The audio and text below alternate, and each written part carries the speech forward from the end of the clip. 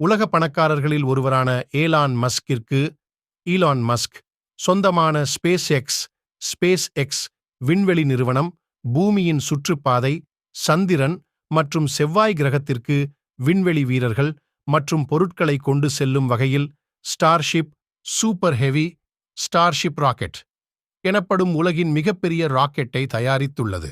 Starship rocket 304 அடி உயரத்துடன் பரிமாண என்ஜின்களை கொண்டுள்ளது. இந்த ராக்கெட்டிற்கு டெக்சாஸின் போகா சிகாவில் உள்ள ஸ்பேஸ் எக்ஸ் ஏவுதளத்தில் இருந்து நேற்று விண்ணில் செலுத்தப்பட்டது.